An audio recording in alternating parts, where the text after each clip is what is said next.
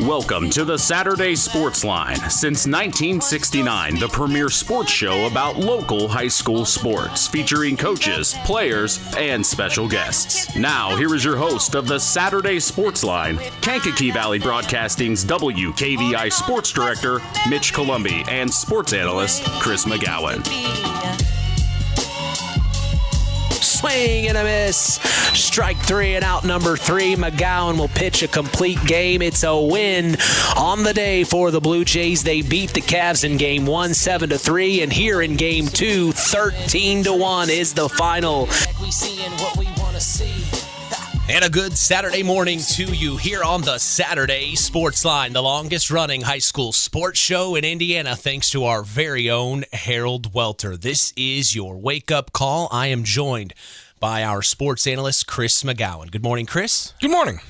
Well, a lot of announcements to make today. We start off with South Central. We talked about it a few weeks ago. They were on the search for their new girls basketball coach, and I have in fact been told they have found him. It is Doug Nelson, which you said you kind of know. He's coached in the area before. Yeah, he's been in the region quite a while. He's had stops, I believe, at KV. Had a lot of success at KV. I think he's coming over from the Portage school system, teaches elementary. So a real good pickup there for South Central. Yeah, so congratulations to Doug Nelson on being hired as the new girls basketball coach. He will take over, of course, for Superintendent Ben Anderson. And we've talked with Ben a couple of times over the last couple of years, and that's a lot of work to be the superintendent and a girls baskall head coach. Talk about spreading yourself thin. And I tell you what, for 2 years, though. He did a great job. Oh, yeah, he's righted there, and I didn't have to right the ship. The ship was already in the right direction, but just kept it heading in the right direction there for 2 years. And I tell you what, I'm just a regular old school teacher, and I know that the time that it takes to be a head girls basketball coach, but to be the superintendent and girls basketball coach, yeah, that's a lot. Well, congratulations to Doug Nelson. Also, news coming out of Knox High School. Resignation was turned in from head boys basketball coach Joe Eskridge. That was approved by the Knox School Corporation School Board this past Monday. I have been told by athletic director Neil Minix the search is on for the next boys basketball coach at Knox.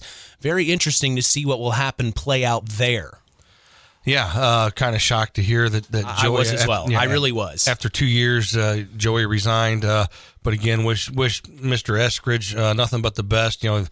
He's had a lot of success at Oregon Davis before he came to Knox. So again, he'll find himself on his 2 feet and be all right. I didn't find too many things I disagreed with him in basketball. I felt like every time we talked with him, I just felt like he was the right guy. But, things happen, and sure am sorry to hear that play out there. And you could hear in the last interview we had with him, I mean, you could hear it in his voice that the season he knew the season didn't go the way it should have gone, and he put the blame solely on his shoulders, squarely on him. So again, just one of those situations. You never know what truly goes on, but sad to hear that Joey turned in his letter of resignation at Knox.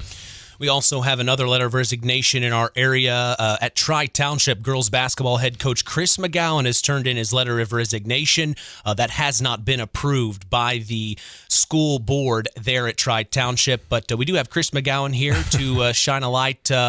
What's going on, man? Well, after 6 years of being at the helm of the Tri-Township girls basketball, the season that we had, all the records that were set, becoming the all-time winningest coach, Tri-Township history, 21-2. The records that were set the last 2 seasons. Most consecutive wins at home, 19-0. Best start to a season, 15-0. It just basically came down to, quite honestly. Came down to just a difference in philosophies on how to get things done. And there are probably a lot of people listening out there knowing that I'm a hard person to play for. Sure. I have expectations, and there's a certain way we're going to do things, and we're going to work hard, and we're going to outwork everybody, and it just come down to basically a difference of opinion. And so, I'm all right with it. I submitted my letter of resignation. So again, I'll say this is the first time in about 28 years I'm actually going to have a June and July off. And, there are things in my life that I want to do now and things that I want to enjoy. I have a timeshare in Tennessee I would like to be able to use. I did not know that. I'm not saying I'm giving up on coaching just yet. Well, you still coach boys golf. I still coach boys golf. And you're teaching at Tri-Township. Right. So this was just the girls' basketball position.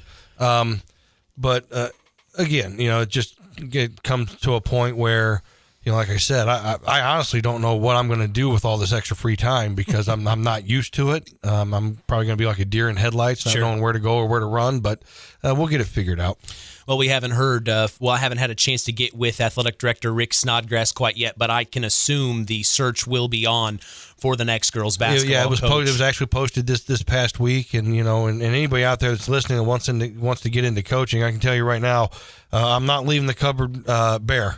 Yeah. You've got the best, arguably one of the best players coming back in the conference for her senior year. So there are a lot of pieces there that can be worked with and molded. So for a plug there for Tri-Township, the cupboard's not bare at all. Well, that was some interesting news for several of our area teams going through some coaching changes. But we do move on and see several wins for the Winamac Warriors track and field team. I wanted to make mention. I had a cookout last night, Chris. I'm not doing so well this morning. I had too many hot dogs last night, so I'm dealing with some things right now.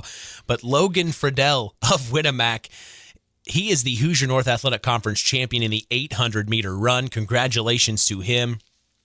Also, Maggie Smith, in the 400, she won the Hoosier North Athletic Conference in the 400-meter. She was also part of the 4x800-meter team with Hoover and the Wagner girls. Good conference wins for the Winamac Warriors. And then also today going on at South Central, it's the boys volleyball sectionals. Our two area boys volleyball teams are going up against each other today, 11:30 a.m. Central. It's the semifinal round of sectionals. Yeah, Tri-Township and South Central playing at South Central in the semifinal round. In the first game of the semifinal round, Boone Grove will actually be taking on Northridge. So Northridge making the trip all the way down from Middlebury to South Central to take on the Wolves in the first match this morning, and Tri-Township and South Central in the second game, semifinal action. So Tri-Township earlier in the year was able to take care of South Central at South Central. So again, right now, you look around, and the thing about all these schools that are just now starting boys programs, the Porter County Conference has been playing boys volleyball for a real long time. And so here in the first few years of boys volleyball, look for the Porter County Conference to really have some success in the postseason, just because of all the experience they have, and obviously, I look for it to be an all PCC final there at South Central with Boone Grove, and probably obviously it's going to be one of the other two PCC schools. But again, the Porter County Conference boys volleyball. A lot of exciting action there. Now, we've kind of talked about this before. It used to be in the fall. They moved it to the spring to accommodate for the IHSAA actually coming up with the postseason. Is that how this has come together from what you have learned? Well, I don't know. I don't know why they moved it to the spring. I think that probably should have been kept in the fall. I don't know. But girls volleyball's in the fall. Well, girls volleyball's in the fall. It'd be like playing girls basketball and boys basketball at the same time. I don't know why they couldn't do boys and girls volleyball at the same time. But that's something that's above my pay grade. That'd be something that'd be interesting to ask Paul Neidig, the commissioner of the IHSAA, why it was moved to the spring. He's hard to get a hold of. Yeah, he is. Keep getting people you may know on Facebook, and I'm thinking about sending him a friend request just to see if he'll accept it. But anyway, neither here nor there. But it's just one of those things, for a small school like Tri-Township, because now you have boys track, you got boys volleyball, you got boys baseball, you got golf. There's 4 sports.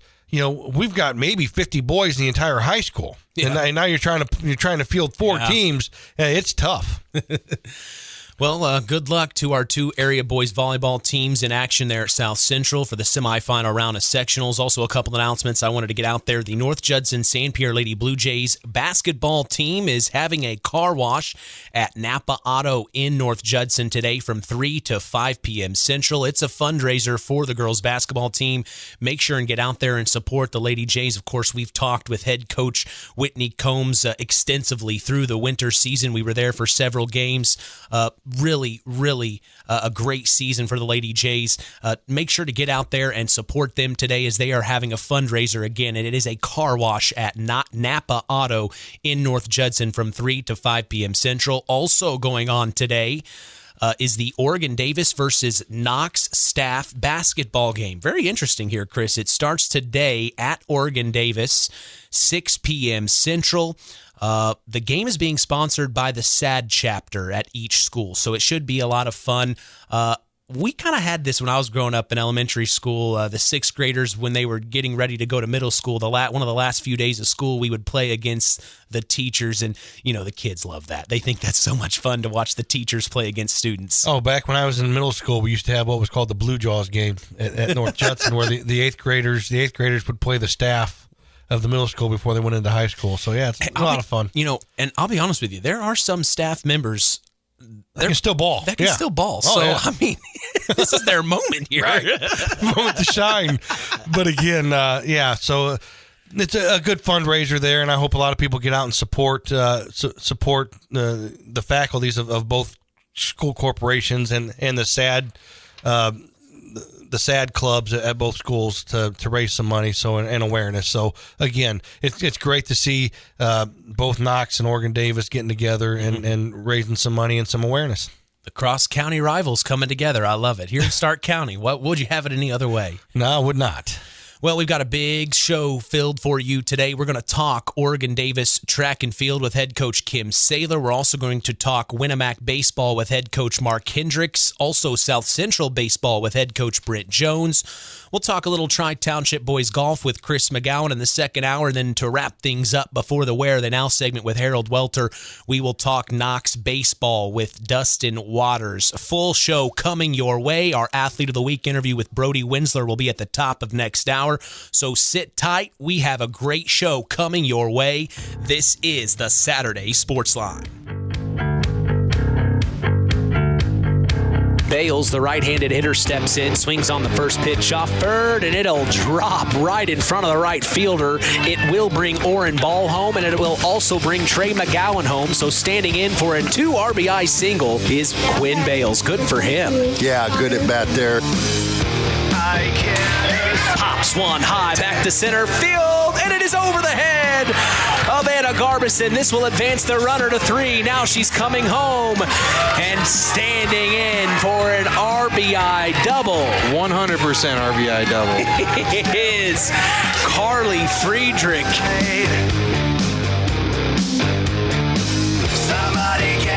Pulaski Memorial Hospital. Quality care closer to home. Pulaski Memorial Hospital is all about community and keeping our community spotlight shining on the accomplishments of our youth. That's why PMH is proud to be a sponsor of our local high school sports action on WKVI, our community radio station. Pulaski Memorial Hospital. Quality care closer to home. Stay tuned for more sports talk with Mitch Columbi on Kankakee Valley Broadcasting's WKVI. The Stark County Co-op has been a member-owned farm services co-op in Stark County since 1928. That's over 90 years, and they're still providing the same quality agronomy services to the farming community of Stark and surrounding counties. The Stark County Co-op is an LP and fuel provider. The Stark County Co-op purchases grain at both locations, Hamlet and Brems. You can reach them by phone at 1-800-782-3392. At First Farmers Bank and Trust, agriculture has been a cornerstone of our business for more than 135 years. Our personal relationships within the ag community run deep for multiple generations. If you're looking for a financial partner that knows, understands, and supports agriculture, I'd love to hear from you. I'm Isaac Blue, Ag Banker at First Farmers. Come into our Knox, North Judson, or Culver branches, or visit us online at ffbt.com when you're ready to talk about growing your operation. First Farmers Bank and Trust, member FDIC, equal opportunity lender. You're listening to Mitch Columbi and Chris McGowen on Kankakee Valley Broadcasting's WKVI. That was all. That's oh a my play. gosh, she got all of it. It gets through the gap between left and center field. Now he is telling Qualls to go home, and standing in for an RBI double is Kiana Doolittle as the Lady Redskins score first. It's 1-0 here in the bottom of the first. From the Pulaski Memorial Hospital studios, this is the Saturday Sports Line. We are back to talk Oregon Davis track and field with head coach Kim Saylor. Good morning, Coach. Thanks for coming in. Good morning. Thank you. Well, we're glad to have you. We haven't had a chance to talk track at Oregon Davis. We've talked with North Judson St. Pierre. We've talked with Knox. Let's round out Stark County. Tell us about this track team. Who do we need to know about on this team? Well, we have 9 athletes this year, 2 boys and 7 girls. We've got Logan Cook and Connor Matthew are both sophomores. I know Connor. And we've got Ashley Laster, Nicole Thompson, Natalie Thompson, Skyra Brown, Lorena Martinez, Hannah Danford, Nova Gregory. A bunch of good girls. Got 1 freshman, 2 sophomore boys, and the rest are junior girls. And are you coaching by yourself? Well, actually, my daughter, who just graduated last year, Kylie Saylor. Okay, I remember her. Okay, yep. She's my assistant. You too. I remember her too. Yep, she's played a lot of different sports. She's currently going to Marion, playing basketball there. But How's she doing? Good. They had a good season. Good. Yep, so she decided she wanted to help me with track. She enjoyed shot put, discus. Running that wasn't really her thing, but Sure. The kids have really enjoyed having her around, having a young kid instead of, an old lady like myself, Hold on a second. I got to throw a wrench into this real quick. Doesn't like running, but played basketball for the Minixes. Yeah, doesn't like running. That's why she doesn't like running. Kind of an oxymoron, but anyway, okay. I have heard stories from Terry about the running. Actually, she was the one that would show up on Saturday mornings, good morning, everybody, and everybody hated that. Like, oh my gosh, go home. Bubbly personality, yeah. Yeah. So you've got her alongside you. Yeah, That I gives do. a little intensity, and then they follow her lead, I would assume. But talk about some highlights throughout the season, maybe that you can share with us that you're really proud of in these girls and the couple of boys you have. Well, the first meet that we went to, Logan Cook decided he was going to do long jump. First jump he had ever done in competition. Why got not? 17 foot, 4.5 inches. Got first place at that meet. So he's an athlete. Yes. Yeah. Plug and play type of guy. Yeah. And shot put just last night, he got a new PR, a 33 foot. Wow. Yeah. Connor Matthew, he jumped on halfway through the season, which him and Logan are good friends. Became a trooper, wanted to join the team, and he's doing very well as Last night was our last meet at Kankakee Valley. We had a great time. Afterwards, decided to get some food, and then they decided they want to stop at the gas station to get some drinks. They came out with a bouquet of flowers for me. Oh. Very sweet, yeah. The boys? The boys and the girls. As a team, wow. Yep, they came out with a bouquet of flowers for me. So they appreciated what you had done for them this season. It's been a really good season, And yeah. How many years have you been doing this? I've been assistant coach for 4 years. This was the first year for head coach. As head coach. Yeah. So that probably was a touching moment for you. It was. lets you know that the time and effort you've put in is worth something, I guess, you know? I mean, and honestly, you do become part of the kids' lives. I've talked about that with coaches before is, you're almost with these kids as if you're with your own kids at home. You're there at practice. You're there at these meets. You're spending a lot of time as well as they are as well. And I'm sure you had cherished all those moments. Absolutely. I do work at the elementary. So I've known these kids since they were little. What grade do you teach? I am a paraprofessional, and then I very drive nice. the little white bus for the vocational pickup. So I've probably passed you on the road a few times. Oh, I'm sure. Yeah. Yep. Connor, he does discus along with long jump. Both boys do 100-meter dash and 200-meter dash.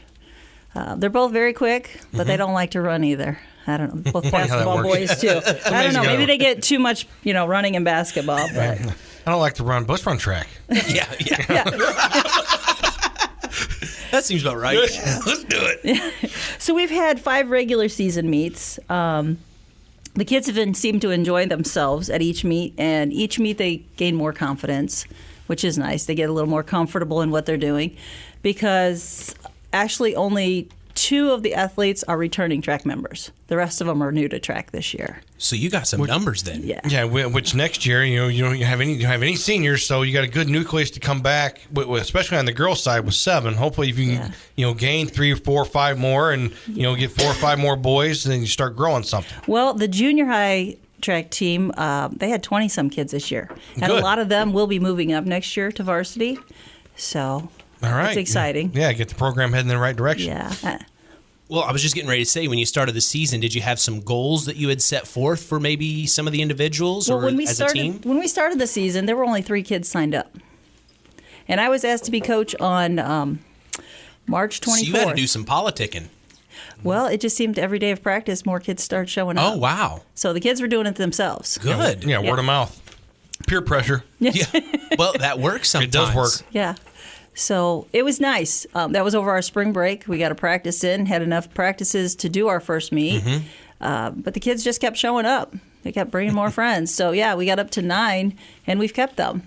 So, one thing I think is interesting about Oregon Davis is a lot of our schools are like this, but really at Oregon Davis, it seems like a family atmosphere. It seems like everybody is really close-knit at that school. And I don't know how long you've been working at Oregon Davis, but just speak on that and what it's like for you, maybe working for that corporation as well as being a head coach. I've been there almost 15 years. Wow. It's nice to see the kids, go all the way through and watch them grow. Being that I'm at the elementary most of the time, we are very tight-knit there. Everybody has each other's back, and, having a bad day, it doesn't matter. It's going to be a good day by the end, High school, having all 3 of my kids go through Oregon Davis, it is a very good school. It's a small school. Everybody, is close. I came from LaPorte, a much bigger school, so it was nice. You're a slicer. Yes, always. Look at you learning. Look at you. You do that out with confidence, too. Way to go, my man. I'm proud of you. I lived here 10 years ago. You can't miss the sign. They let you know how many baseball and championships they have. Won, yeah. Oh, yeah. But anyway, you threw me off there. Sorry. Yeah, just what I get paid to do. Yeah, I know. Add color. But talk about Oregon Davis a little bit more. I mean, it's just a special place. I can tell a lot of people that work there, they would never think of leaving. It almost seems like they just love working there so much.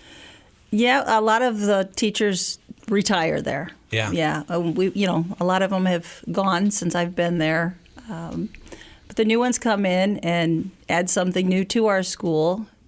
New ways of learning and teaching the kids. But if you have any issues whatsoever, principals at both schools are great. So, the kids, it's a fun place to be. Going to the principal's office isn't always a bad thing. No, because a lot of times, kids don't get recognized for doing the good things. And we have a program, if kids have done something good, we have a book machine. And they come down and get a gold coin and get to pick out whatever book they want out of that machine. So, there's a lot of positives and encouragement from a lot of the teachers and the staff. Well, here's what I want to say. You talk about you got 7 girls on the girls' track team. You got 2 boys. To me, track is one of those sports where you go out and you compete as an individual, but there's also the team aspect of it. And for those kids, night in, night out, to know that when it comes to the team score, they're always going to be on the short end just because of sheer numbers. But to go out and compete and participate every single night just says something about their character and who they are. And so I just want to give a shout out to all 9 of those kids. Kudos to you. and hopefully you can get some more of your friends to come out and you guys can start experiencing the team victories along with all the individual accolades and the individual personal bests that you continue to rack up. But again, it takes a special kid to go out and know that, hey, team-wise, we're not gonna be on top, but you know what? I'm gonna go out and I'm gonna kick somebody else's butt and get on the bus and go back home. So that's just my 2 cents. It is hard, and the kids have, made that comment like, "Oh, look at these guys, and look at how they run, look at how they're throwing." I said, "I don't care. They can do what they do. I want to see how you can do your best. I want you to do your best for you. Let's increase that PR tonight. Right. And it seems like every meet, one of the kids has increased their PR in one of the events. Just last night, we had 2 of them increase their PR. So, yeah." Yep. Maybe talk about something this season that really stuck out to you. I mean, you said this is your first year as a head coach. Was there a story or something that you really are like, wow, you're really proud that something had happened this season? Just the fact of we started with 3. And ended with with 9. Yeah. We had our final meet last night at KV, and it was a good night. It really was. The kids were proud of themselves, just the improvements that they've made. But yeah, they set their own goals, before each event, at each meet. I'd say, all right, what are you going to get? If they'd gotten 20 foot in the shot put the night before, okay, what's it going to be tonight? All right, let's go for 23. Yeah. Oh, coach, I can't do that. Yes, you can. Put your mind to it and you can do it, And they were surprised at how close they had come, or they went well beyond that, Positive reinforcement. Yeah. And we've kind of talked about that with both head coaches at North Judson St. Pierre, Mr. and Mrs. Lambert. They kind of said the same sentiment. It's more of, one-on-one, you just kind of pull them to the side and say, hey, don't worry about anybody else. Let's try to beat your own record, beat yourself before worrying about anyone else. And it sounds like that's kind of what you had kind of coached along in a sense at Oregon Davis to push these kids, and the fact that you were able to get the numbers you ended up getting when you started with 3, you said? Yeah. Yes. That's very impressive. Yeah. And you say the middle school is doing well as well. They are. They had 20-some kids this year. 40-some had signed up, but 20 actually came and finished their season. They had a really good season. A lot of those kids are cross-country kids, which I also coach. To see them continue into track and, what they'll bring next year to the team will be So you're going to have a pretty big team next year, potentially. Yeah. So you got to get ready here. Yeah.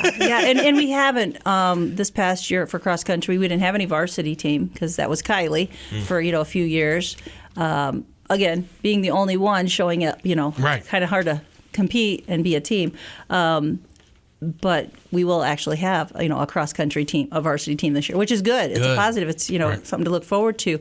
But, yeah, those athletes coming up from the junior high team, it's exciting. Mrs. Gillard and her daughter, Emma, who's a senior at Knox, they did a great job with the junior high team. Those kids came, smiles on their faces, wanted to compete all the time, just wanted to please her. She's a great teacher. She's at Oregon Davis as well as a teacher at the high school.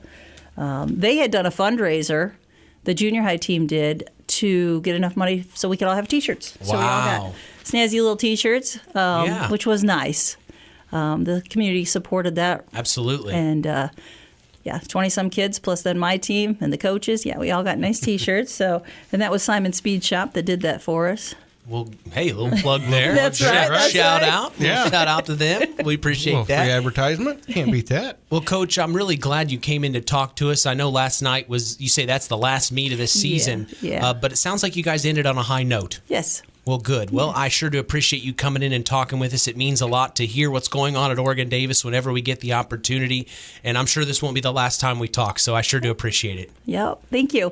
We got sectionals next week. So Yeah. Let's talk about that. Let's talk about this. So where is sectionals? For the girls, it's Kankakee Valley, and for the boys, it's Rensselaer. So what are some things you're going to be bringing? What are you going to tell the kids this week in preparation? Do your best. Do your best. Do your best. Yep. Simple and be as proud that. of yourself. Yeah. I mean, you finished out a season. It's been kind of a tough season because half of our team also play softball. So you've got dual athletes there. Right. Yeah. So that's hard. Sure. And so the practices, they'd go to softball, get a full practice in, and then come to me, worn out, and they'd still get a practice with me. And so, Putting in the work. Dedicated, yeah. My goodness. Yep. Well, thank you so much, Coach. It means a lot for you to come in and talk to us. I really do appreciate it. Thank you. Absolutely. All right, that is head coach of the Oregon Davis track team, Kim Saylor, here on the Saturday Sports Line. We're going to take a break, come back. We'll get head coach of the Winamac Warriors Baseball Club, Mark Hendryx, on the line. They're getting ready for a big-time game today. Don't go anywhere.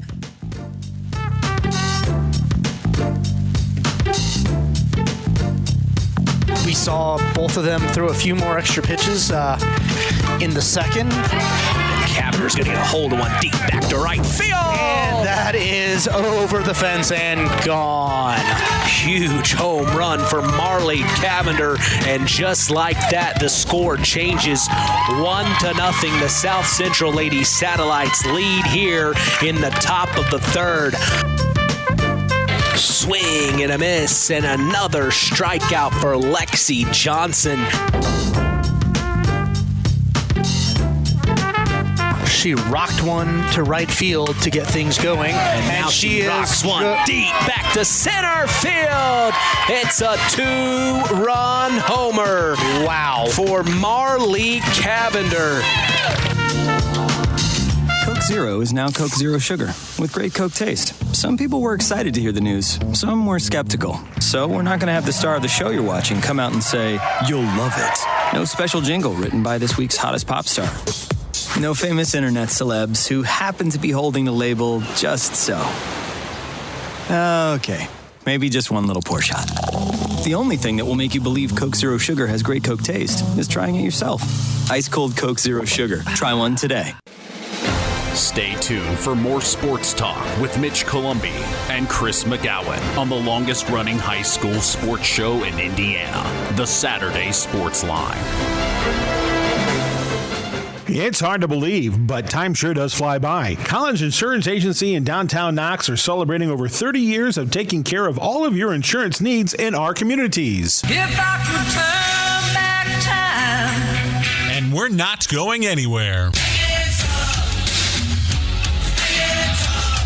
Stop in and see Jim and the crew at Collins Insurance Agency in downtown Knox. Insurance you can count on from a business you've trusted since 1989. Proud presidential partners of Western Reserve. The Stark County Co-op has been a member-owned farm services co-op in Stark County since 1928. That's over 90 years, and they're still providing the same quality agronomy services to the farming community of Stark and surrounding counties. The Stark County Co-op is an LP and fuel provider. The Stark County Co-op purchases grain at both locations, Hamlet and Browns. You can reach them by phone at 1-800-782-3392, the Stark County Co-op. Let's continue the conversation with area high school coaches and more on the Saturday Sports Line. By Barnes as she delivers the next pitch, and it is gloved by Joey Montague for out number 2, a line drive right to her. Back from the Pulaski Memorial Hospital studios, it's the Saturday Sports Line. We are talking Winamac boys baseball with head coach Mark Hendryx off a big win last night over their conference rival, the North Judson St. Pierre Blue Jays 2-0. Good morning, Coach. How are you? Pretty good. A little tired. Taking infield, getting ready for Rochester. Yeah, you're turning right around. Of course, on Thursday, we were originally scheduled to do your game against NJSP. The weather had different plans. You were able to get the second of 2 scheduled last night with North Judson. Now here you are turning right around, getting ready for Rochester. Let's talk about that game last night, Coach. Not only was it a conference win for you guys, but it is the first of 3 we know matchups that will happen. Of course, the rescheduled game will be on May 17th for the regular season, but then you're going to see them on the 22nd for the first round of sectionals. How important was that win last night? Well, it was important for the kids. You know, last year, Dustin handled us 3 times, fairly easily. You know, I thought we closed the gap a little last year in a couple games, but hey, you know, Judson was a good team, and mentally to get over that hump, I think was big. It's not like, you know, either team put on a hitting clinic last night. It was just a really good game, and it was a lot more important for us mentally than anything else. So, you know, hey, Raby's is one of the better guys in that conference. Him and I are really close, known him forever, and I just think all 3 games are going to be just like last night, 1-2-run games, and either team could win. So they're going to be exciting. Man, I was really upset we weren't able to get the game in on Thursday, but we will make sure to be there for that rescheduled game on the 17th. And then we did actually get approved for that sectional round 1 game against against North Judson St. Pierre. Your Winamac, I know that, Coach. Hey, don't let that bias shine through now, man. Well, no, go ahead. You got McGowen sitting over there. Don't let that influence you at all. Well, he left me hanging. He's out talking to Coach Saylor right now in the lobby, doing. He's being friendly right now. But Coach, the last time we had talked, you really were happy with the confidence of this ball club. You were in the middle of, I believe, a 4-game winning streak when we talked last. Do you still like the confidence of this ball club? I do. We're my pitching has been lights out. We're playing pretty good defense. We got to get the bats going, and we get that going, we're going to be a pretty good team. My 1 and 2, both kids' ERAs are under 1 now, so they're doing their job. We're playing defense behind them. We got to be able to get them some runs. What has to happen today against Rochester? Got to shake off last night. Emotionally, it's Winamac Judson. That's always big for the kids. And what I thought was cool last night is they all know each other, and there's no hatred there. They're all. I saw a lot of laughing last night, a lot of slapping of each other's butts. It was a fun game, but we got to get over that now and realize Rochester is one of the better teams on our schedule, and we just go out here and play them tough. Yeah, definitely. Do you know much about Rochester? I haven't really dove in on them. Is there anything you can share with us about the Zebras? There isn't, Mitch. It's with the weather and everything. And the conference games stacking up. I've been doing a lot of my scouting on conference teams. I know they're very well coached. Corey Good does a great job. They're a little bit bigger school. They've played.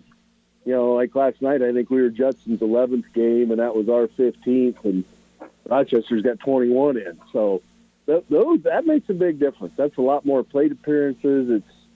It's a big difference this point in the season when you've played, 8 more games than everybody else. So we're just going to see what we can get done today. Yeah, we'll see you on Monday as well. You face the Knox Redskins, another conference matchup there. I know you're focused on Rochester right now, but let's talk about Brody Wenzler. Of course, he is our Tyler Roth WKVI Athlete of the Week, Coach. He's under one ERA, Coach. Talk about Brody. He's done a really good job. Last year he was mainly a JV pitcher, and when we went over to Delphi, Delphi ended up being a Final Four team, and I had to save everybody else for conference, so I told Brody, he's a sophomore, well, sorry, but I'm going to feed you to Delphi, and we went over there and we beat them, and from that moment on, I think a light switch went off, and he's just been, I think we had one game at Caston where I don't think he was ready, but other than that, he's given up about 2 or 3 hits a game, and like I said, ERA's around .44 in the conference, and that's just phenomenal. He does a really good job staying around the plate, and the boys know when he's pitching, we're gonna have a chance to win. So it helps everybody. Yeah, he kind of talked about that in the interview we'll hear here in the second hour, Coach. But one thing I did want to bring up was that game against Culver. We had no idea that was his second consecutive complete game shutout with only 1 hit allowed. We didn't know he had done that a game prior. But one thing we did have that game in Culver was we were given a pocket radar, Coach, and that was a lot of fun to see what Brody was doing on the mound. We would see upper mid-70s, and then the next pitch, low 60s. The Cavs just couldn't figure him out, Coach. Is that kind of what you're seeing from other teams? It is. He mixes speeds really, really well. And, it's tough. Number one, at least for us, lefty's hard enough. And then when you've got, 4 or 5 pitches, it's a tough combination. He throws them all pretty well. So it's been fun to watch. Yeah. I mean, when I look at it, he's 3-2 right now, but a .88 ERA. That is Yes. Yeah. That is crazy, Coach. That's ridiculous. That was figure that too. That was a 3 earned runs against Caston. Take that game out, I think his ERA might be .02. Wow. That's pretty impressive. Well, and he also told me, Coach, his goal for this season was to keep his ERA under 1.5. Yeah, he told me that. That's a pretty lofty goal, but so far he's right on track. He's doing exactly what. Well, Coach, I sure do appreciate your time this morning. I know you're getting ready. You're getting ready for the first pitch here in the next 14 minutes. But good luck today. Give us your pregame speech. What are you telling the boys? Have fun. That's been our thing all week. They get down on themselves really fast and really easy. And I told them, I've done this a long time. I'm not going to lie to anybody. Baseball's a boring game. You're not having fun. It's a struggle. So I told them, find the fun out there. Just go enjoy being with each other. And you screw up, you screw up. Let's have some fun today. Is that your inner football coach coming out there? No. Total different mentality. There is no fun on the football field. That's a Winamac Warrior for sure. Well, Coach, you got a question for him? Oh no, I'm just chuckling because baseball is a boring sport, and that's why most people don't like it. You played it in college. Well, yeah, I did, but there's a lot of times I'm standing out there in the outfield just going, I wonder if a ball's ever going to be hit to me. Yeah, I got my kids sitting around me right now in the dugout listening. They're all nodding their heads. So I think. But then again, on the flip side of that, come bottom of the 7th inning or bottom of the 9th inning, or depending on how many innings you're playing, game on the line, you get a line drive hit right at you. You got to make the play. You've been standing out there for 2 hours picking dandelions, and then all of a sudden, the game on the line. That might be the only ball you've seen all day. You're exactly right, and they did a good job.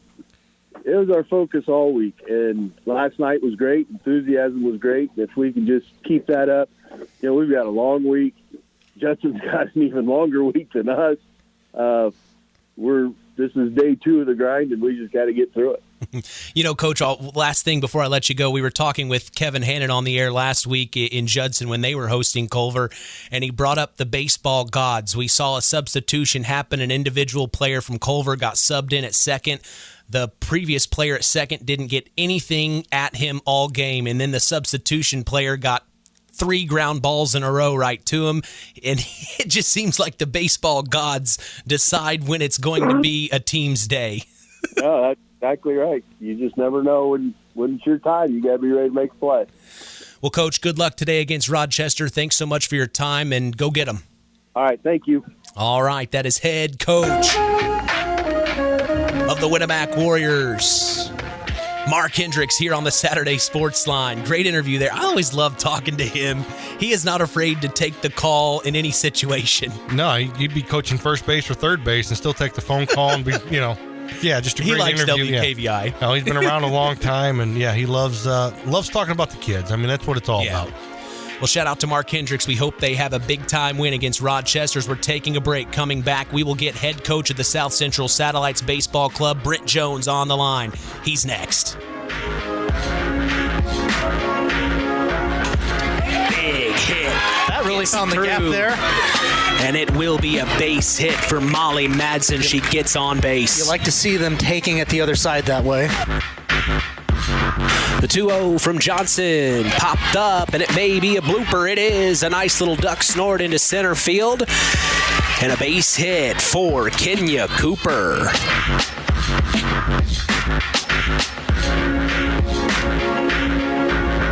Pulaski Memorial Hospital. Quality care closer to home. Pulaski Memorial Hospital is all about community and keeping our community spotlight shining on the accomplishments of our youth. That's why PMH is proud to be a sponsor of our local high school sports action on WKVI, our community radio station. Pulaski Memorial Hospital. Quality care closer to home. Stay tuned for more sports talk with Mitch Columbi on Kankakee Valley Broadcasting's WKVI. At First Farmers Bank and Trust, agriculture has been a cornerstone of our business for more than 135 years. Our personal relationships within the ag community run deep for multiple generations. If you're looking for a financial partner that knows, understands, and supports agriculture, I'd love to hear from you. I'm Isaac Blue, Ag Banker at First Farmers. Come into our Knox, North Judson, or Culver branches, or visit us online at ffbt.com when you're ready to talk about growing your operation. First Farmers Bank and Trust, member FDIC, equal opportunity lender.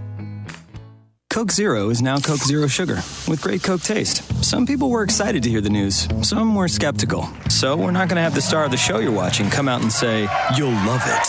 No special jingle written by this week's hottest pop star. No famous internet celebs who happen to be holding the label just so. Okay, maybe just one little pour shot. The only thing that will make you believe Coke Zero Sugar has great Coke taste is trying it yourself. Ice cold Coke Zero Sugar. Try one today. It's hard to believe, but time sure does fly by. Collins Insurance Agency in downtown Knox are celebrating over 30 years of taking care of all of your insurance needs in our communities. If I could turn back time. And we're not going anywhere. Stop in and see Jim and the crew at Collins Insurance Agency in downtown Knox. Insurance you can count on from a business you've trusted since 1989. Proud presidential partners of Western Reserve. Pulaski Memorial Hospital. Quality care closer to home. Pulaski Memorial Hospital is all about community and keeping our community spotlight shining on the accomplishments of our youth. That's why PMH is proud to be a sponsor of our local high school sports action on WKVI, our community radio station. Pulaski Memorial Hospital. Quality care closer to home. It's hard to believe, but time sure does fly by. Collins Insurance Agency in downtown Knox are celebrating over 30 years of taking care of all of your insurance needs in our communities. If I could turn back time. And we're not going anywhere. Stop in and see Jim and the crew at Collins Insurance Agency in downtown Knox. Insurance you can count on from a business you've trusted since 1989. Proud presidential partners of Western Reserve. Web Printing and JT Shirt Shack and signs of all kinds in Winamac is where all of your printing needs can be met. Whether it's paper, garments, or signs, Web Printing is your full-service printing solution. So if you're in need of embroidered or screen-printed garments, tickets or programs for your event, or documents for your business, Web Printing and JT Shirt Shack is the place to go. For the quickest service, best prices, and best quality, it's Web Printing and JT Shirt Shack in Winamac. Coke Zero is now Coke Zero Sugar with great Coke taste. Some people were excited to hear the news. Some were skeptical. So we're not going to have the star of the show you're watching come out and say, "You'll love it." No special jingle written by this week's hottest pop star. No famous internet celebs who happen to be holding the label just so. Okay, maybe just one little pour shot. The only thing that will make you believe Coke Zero Sugar has great Coke taste is trying it yourself.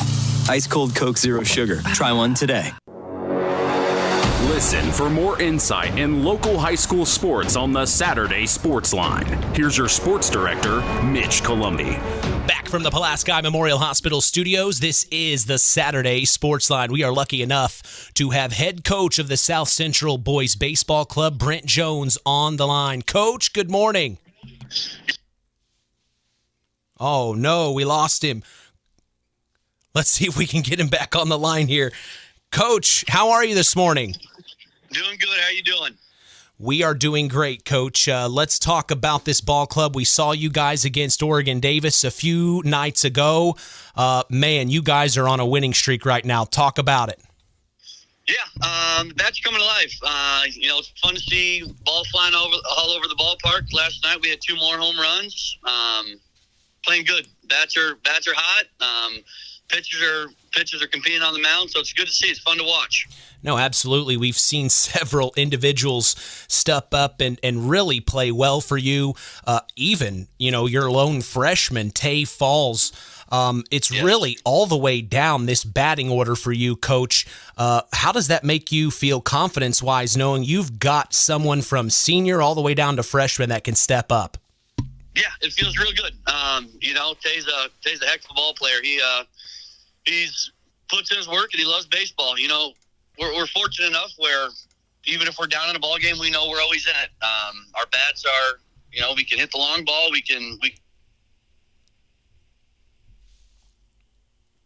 Are you still? I almost lost you, Coach. My apologies. Say that again. I said it's fun. We're always in the ball game. No matter what the score is, we stay in it because we know offensively we can score runs. Oh, absolutely. And the fact that you have a freshman being a catcher at times, I mean, that just bodes well for the future. Yeah, I mean, it's good to have Tay around. All the seniors right now, he's learning what a winning culture is like, and they're taking him under their wings, and he's enjoying himself. One thing I also wanted to talk about with you, Coach, and we saw it at Oregon Davis. I don't know if this is something you guys do regularly, but you had several individuals switch their side of hitting. They would start the game hitting right-handed, and then they'd switch to left-handed. Is your team ambidextrous like this? Yeah, I mean, we got an athletic group. Tommy Sullivan is, he's been doing it for 4 years now. He's a heck of a hockey player, and he plays hockey left-handed, and he bats right-handed. So, yeah, he's able to go both sides of the plate. And we got a couple other guys that feel comfortable going from both sides of the plate. Coach, talk about the goals at this point. We talked about goals for the season earlier on when we had you on a few weeks ago. At this point in time, have those goals changed? No, we talked last night. We had senior night last night, wrapped up the regular season, and now it's a brand new season. We talked to the boys. Our goal is 5 more dog piles. We got PCC tournament this coming week, and then sectionals, regionals, semi-state, and state championships. So we're playing on 5. We're hoping 5 dog piles. Yeah, you can tell the confidence on this team is at an all-time high. Just when I talked to the boys in the post game, that was a lot of fun for me, Coach. They were glad to come over and talk with us. But talk about the confidence you see in them. Yeah, I mean, it's a fun group. Obviously, I'm fortunate coming in here, first-year head coach, and they're a great group of kids. Braden Grass, he's on the mound last night, and he just competes. He gets up there and he fills his own up, and he's mixes it up. It's fun. Zach Hanshire's a heck of a player. Really all of them. I'm very fortunate coming in when I did. I'll be honest with you, Coach. We had some phone issues, so that's why I called you on my cell phone. I'm literally holding the phone up to the microphone right now. I'm going to be honest with you. You sound really good. I was really. Thank you, Mitch. No problem, Coach. So let's finish off the season here. You've got the PCC tournament. How important is that for you guys? Yeah, very. Again, we're looking at this as a preparation for the real state tournament. The boys won it 2 years ago, and we open up with Morgan Township. They're going to be they're a very good ball club, but we're going to come in ready to go. We're preparing like it is our state run. So next week's a big week for us. Talk about the pitching. What have you seen on the mound from your guys you like? Yeah, again, Braden Grass, he's an absolute bulldog on the mound. He comes up every time he's on the mound, he competes. Colton Elkins is a sophomore that has been absolutely dominant in the PCC for us. Those are 2 guys we're really going to rely on. And then we got Tommy Sullivan, Gavin Gross. Those guys are going to come in, do their job, and I like where we're at. Again, we talk a lot about competing, and this team competes, so I like where we're at. Coach, did you play baseball? Yes, I played at Valparaiso University and from Iowa, so yes, I did play a little baseball. And how did you end up at South Central? The principal, Jared Miller, he was an assistant coach a few years back. We had some mutual friends and, 2 Valpo grads, so we know some mutual friends, and I love it here. Correct me if I'm wrong, there is a former South Central satellite on the Valparaiso baseball team. Am I correct in saying that? There are 2 of them. Kyle Schmack, the son of Brian Schmack, and Kyle Huseman. Both. Unfortunately, I was not there to coach them, but 2 great players. I know Kyle pretty well, and they're having a great senior season over at Valpo. One thing we've talked about, Coach, not with you, but, the program, the baseball program at South Central is well known. And, you've got a player I think is injured right now, unfortunately, but isn't he he's signed to play at University of Kentucky? Yes, Bradley Farrell. Unfortunately, he had Tommy John, but, he's going to not only he's going to be a pitcher over at Kentucky, but unfortunately we don't have his bat in the lineup. I know he's a 50 hit a season guy, so he's going to, hopefully he's a draft guy. He low 90s on the mound. Great player, great kid. Unfortunately, we don't have him this season, but I know the boys really enjoy him and rooting for him for his success in his future. Why do you think the success at South Central is so great? It seems like you guys get the notice by big time college. University of Kentucky, that's a D1 school. That's not a school to scoff at. Of course, none of the schools are to scoff at, Coach. But it seems like you guys are able to get looks by some of these big schools. Where do you think that comes from? Yeah, I think it's the program that was built in the past. I know Coach Krusha, and again, Jared Miller, I don't know who was before them, but they set the standard for the school. And, as a new coach, I'm coming in there just carrying on their tradition that they built. And, hopefully we're able to continue the success that they have built for the program. Do you teach there at South Central? Yes, I'm a PE and health teacher. I love it. The kids, really, it is a school that the family support, the administration supports it. It's a great place to be at. Another thing we've talked about with another PCC head coach in Mike Shinrod at Tri-Township was, the PCC is a very strong conference when it comes to baseball, and he even made the comment it may be the best in this area of Indiana. Would you agree? It is an absolute loaded conference. Morgan Township has a D1 commit. Again, Tri-Township, Stewart, their pitcher, he has an unbelievable arm. The talent we see Mondays and Fridays in conference is great. And again, it sets us up for the state tournament here, and it really is a loaded conference, top to bottom. I don't think any of us are scared to go play the DAC schools. We played New Prairie, Fairfield, all that. It is a loaded conference, top to bottom, which is great for us to prepare us for the state tournament. Another thing I notice about your guys' schedule is you get out early. You start your season, all the way back on March 26th, and you get a lot of games in. You guys are right now 12-6 on the year, 6-1 in the PCC, Coach. From what I'm seeing on Max Preps, you're tied right there with Boone Grove at the top. So you're right where you want to be in conference play, but talk about starting the season, right there in March. It seems like the earlier you start, the more games you get in, the better you are off. Absolutely. Our non-conference, we look to schedule tough opponents. We want to see the best to prepare ourselves because we know, 2A baseball in Indiana is good. Unfortunately, we've had 6 games actually canceled, so we're missing out on a few. We're looking to schedule a couple extra here. We look to schedule as many games we can against quality opponents, and we're fortunate enough to be able to do so. We got a great ball field that teams like to come to. We have a great setting at South Central. Yeah, you've got Morgan Township on Monday. You kind of talked about them. You saw them just on May 1st. You were able to get that win in extra innings, 1-0. You turn right around and see them for the second time on Monday. What did you learn about Morgan Township you can share with us? Yes, they're a great coach team. That game on May 1st was a pitcher's duel. Jack Wheeler on there for them. He's going to Valparaiso next year. He is a phenomenal ball player. He's a kid that sits in the low 90s. I don't know if we're going to see him, but if we do, we know it's going to be a battle. We're going to have to fight to score. It's probably going to be a low scoring game. So, like I said, they're a well coached team. They're going to make plays. They're going to do the little things right. So we got to come ready to go. Yeah, it also looks like you drew Hebron for sectionals. You were able to take care of business on the third, 6-0.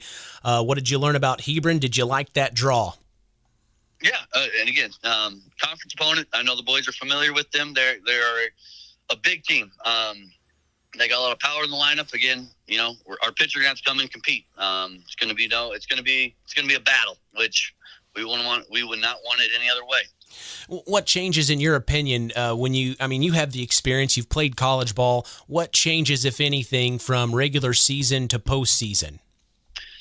Yeah, it is a completely different feel. I think the biggest thing is just we got to stay together.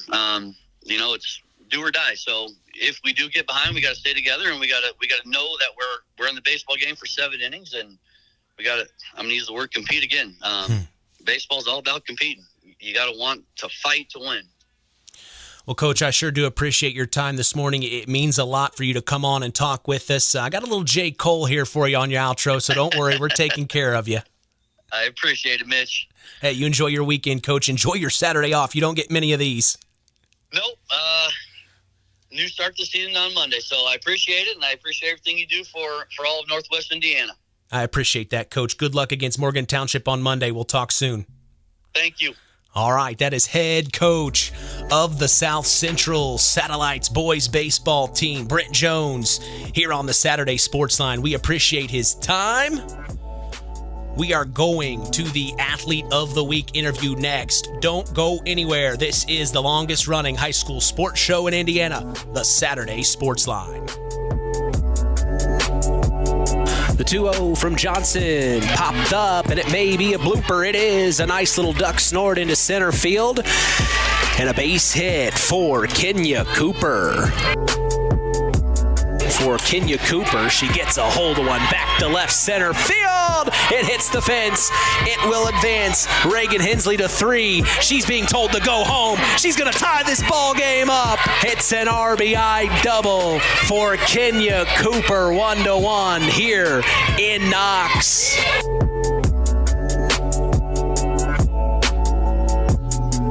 Coke Zero is now Coke Zero Sugar with great Coke taste. Some people were excited to hear the news. Some were skeptical. So we're not going to have the star of the show you're watching come out and say, "You'll love it." No special jingle written by this week's hottest pop star. No famous internet celebs who happen to be holding the label just so. Okay, maybe just one little pour shot. The only thing that will make you believe Coke Zero Sugar has great Coke taste is trying it yourself. Ice cold Coke Zero Sugar. Try one today. It's time now for Hour 2 of the Saturday Sports Line with your host, Kankakee Valley Broadcasting's WKVI Sports Director, Mitch Columbi, and sports analyst, Chris McGowen. We are back for more from the Pulaski Memorial Hospital studios. This is the longest running high school sports show in Indiana, the Saturday Sports Line.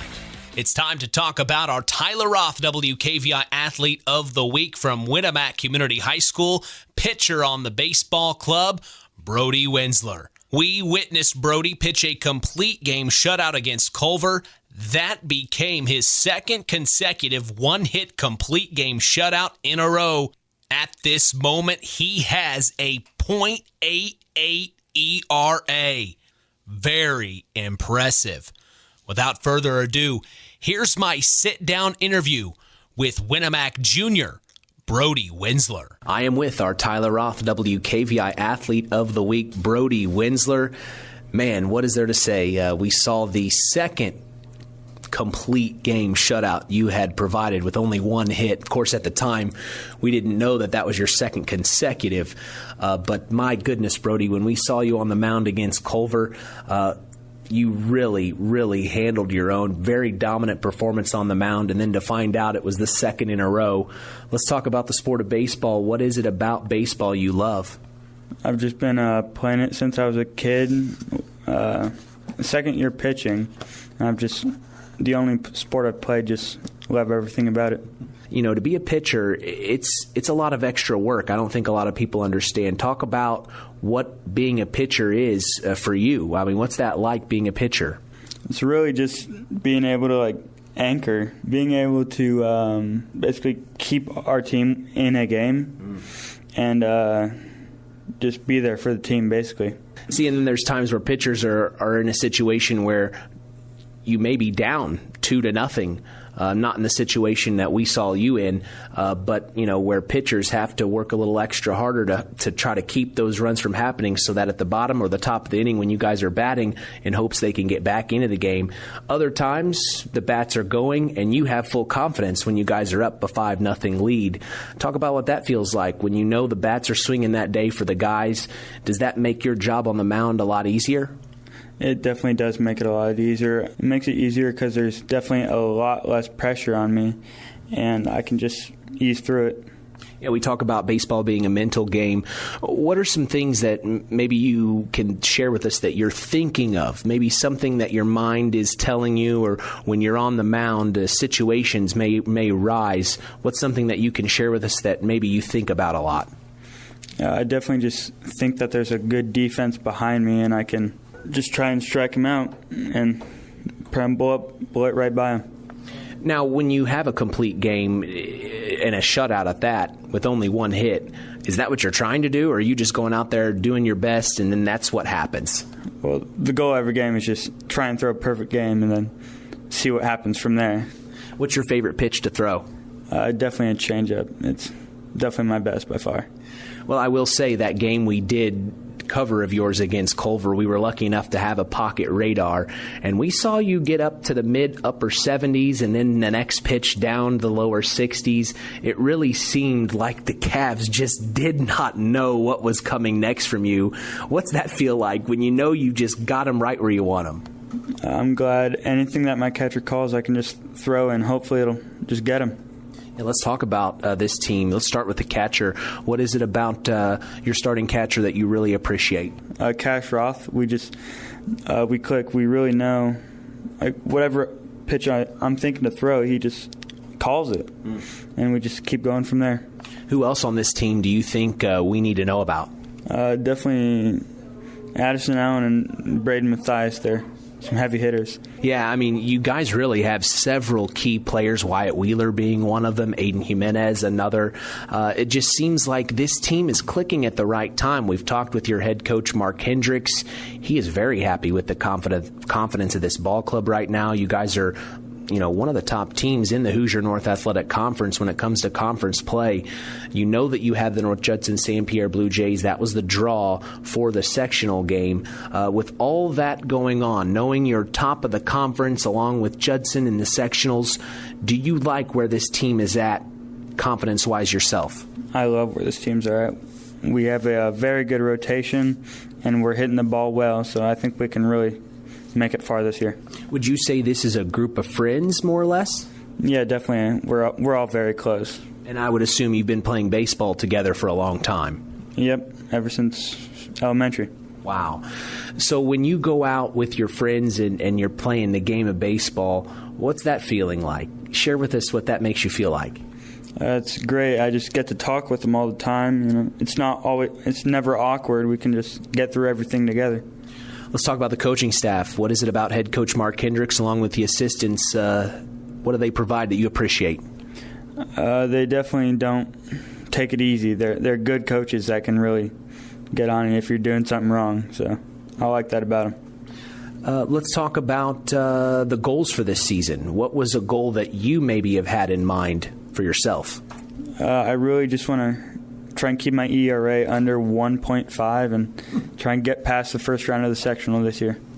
Yeah, at the time of your announcement this past weekend, I believe you were a 1.03 ERA, which has got to be probably one of the better ERA ratings in the area teams that we cover. We cover 8 area schools. You're doing very well, Brody. I hope you know that. But what are you going to tell yourself to hopefully keep this rhythm going? How are you say you want to keep it under 1.5, you say? What do you think you need to do in order to make that happen? Just keep the walks down and keep the hits low. Let's talk about the team goals. What were maybe some goals the coaching staff had set for you guys? To definitely hit a lot better after the series against LaVille, and just keep pitching well like we have. What's the goals postseason? What do you guys want to accomplish in the sectionals? Get past the first round and then hopefully get to the regional. Yeah, absolutely. Tell me your parents' names. My parents are Dave Wenzler and Crystal Wenzler. And talk about the support system they are for you. They're great. They have got me all the baseball supplies my whole life, taking me to every practice and game, and they're really there for me. What's it mean to Brody Wenzler to be a Winamac Warrior?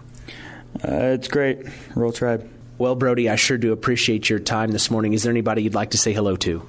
I'd just like to say hello to my family. Well, thanks so much for your time. Congratulations on being named our Tyler Roth WKVI Athlete of the Week. All right, thank you. Well, I appreciate Brody for his time. Also, shout out to Athletic Director Brian Leverins for helping me set that interview up. As we are going to take a break and come back, more sports talk is coming your way. You're listening to Kankakee Valley Broadcasting's WKVI. It's the Saturday Sports Line. Next pitch. That's a good hit. Back to right field in the gap, and it'll drop over the head of the right fielder. It will bring Cadence Qualls home. It'll bring Kiana Doolittle home, and standing in for a 2 RBI double. Yes, sir. Cheryl Barnes. At First Farmers Bank and Trust, agriculture has been a cornerstone of our business for more than 135 years. Our personal relationships within the ag community run deep for multiple generations. If you're looking for a financial partner that knows, understands, and supports agriculture, I'd love to hear from you. I'm Isaac Blue, Ag Banker at First Farmers. Come into our Knox, North Judson, or Culver branches, or visit us online at ffbt.com when you're ready to talk about growing your operation. First Farmers Bank and Trust, member FDIC, equal opportunity lender. Stay tuned for more sports talk with Mitch Columbi on Kankakee Valley Broadcasting's WKVI. Coke Zero is now Coke Zero Sugar, with great Coke taste. Some people were excited to hear the news. Some were skeptical. So we're not going to have the star of the show you're watching come out and say, "You'll love it." No special jingle written by this week's hottest pop star. No famous internet celebs who happen to be holding the label just so. Okay, maybe just one little pour shot. The only thing that will make you believe Coke Zero Sugar has great Coke taste is trying it yourself. Ice cold Coke Zero Sugar. Try one today. Here's more with area high school coaches as we return to the Saturday Sports Line from the Pulaski Memorial Hospital Studios on K99.3. Back from the Pulaski Memorial Hospital Studios, it's the Saturday Sports Line. We are transitioning to some boys golf this morning. We have head coach of the Tri-Township Tigers boys golf team, Chris McGowen. Good morning, Coach. Good morning. Well, I'm glad you made it in this morning. Thanks for your time. I've been here since 7:25, Mitch. Yes, you have. Well, we wanted to talk boys golf today, and you had a meet last night, but also since the last time we talked, I think you were getting ready for your first meet. Yeah. So now catch us up on everything that's happened at Tri-Township.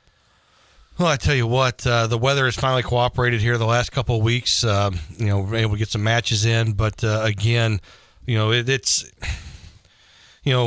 Tri-Township is a very unique situation, just for the simple fact that, we talked about it earlier in the show. When you don't have a very big male population to begin with, and then you throw in 4 male sports in the spring season, we haven't had one practice where everybody's been on the golf course at the same time.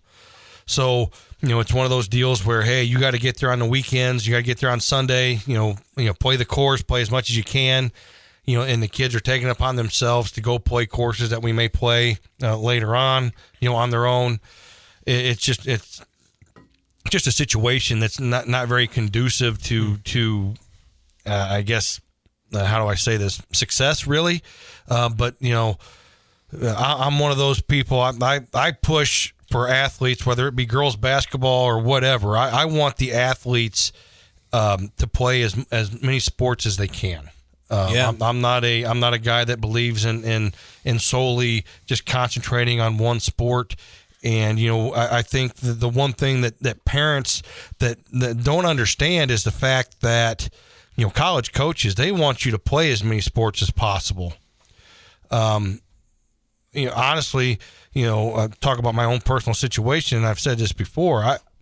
I got recruited to go to Goshen College and play basketball, but the basketball coach came and watched me play a baseball game. And then he goes back to the baseball coach and says, heck, this guy's pretty good. Pretty good at basketball, but he's even better at baseball. You might want to go watch him play. So the next night, there's the baseball coach there and offers me a starting spot right after the game. So wow. It's just one of those things. Here in Judson? Yeah. Wow. When I was at Judson. So, but again, it's just one of those things, where we're making the most of it. And right now, I just told the kids from day one, our goal is to be playing our best golf, come sectional time. Noah Domes at number 1, Cade Kaselke at number 2. Those guys are pretty good. Cade's had a low round of 40. and Noah shot, a 42, 43. So again, those two guys are good enough to get out of the sectional and qualify for a regional. So I said, because of how things are, but they're also multi-sport athletes. Right. They're playing multiple sports. So to be able to get on the golf course, like Cade, for example, him and I've talked, he'll be, I've gone and watched him play baseball, and when he's up to bat, I've seen the golf swing come out, which is not good on a baseball field. And then when we're on the golf course, every once in a while, he'll roll his wrists over, turn his wrists over, and that's not good on a golf course. So, for a kid like that to be able to do what he does, take those two totally different swings, but still be successful, it's pretty impressive. But again, it's just one of those things. I said, look, take every meet as a practice round. Yesterday we were in the Jubilee tournament there at the port. It was an all-day thing, so we got out of school and we were able to go up to Beechwood, which is where our sectional is going to be hosted. A long, tough course. If you're not in the fairway, if you're in the rough, you're going to have a long day. Really? Struggle getting the ball out of the rough. But again, I told them at the beginning of the round, just go out. Number one, have fun. Number two, use this, get to know the course, because we're going to be here in a couple of weeks for sectionals. So get to know the course and understand the layout and where things are going to be. A funny story yesterday, halfway through, the back nine, I'm watching Noah's group, the number one group, and he's playing with John Glenn and South Bend Adams. And he's having, he's struggling a little bit. He's scrambling, and he goes, "Man, coach," he goes, this is just terrible. And I said, look at it this way. Two positive things we can look at here. Number one, it's free golf. Okay. He goes, "Yeah, you're right." Right. And then I kind of looked at my fake watch on my wrist. I said, "Number two, guess where we could be sitting right now?" And he looks at me, he goes, "Where's that?" I said, "In my calculus class." Yeah. Which one would you rather? So where would you rather be? And he goes, "I never really thought about it that way, coach." And once he left, just have fun, man. Just there's nothing. And that's kind of what Mark Hendryx was saying. You just go out and I mean, that's been the kind of the MO here for most coaches here in the spring. Just go out and have some fun. Enjoy it. You're a senior. You're winding down your high school career.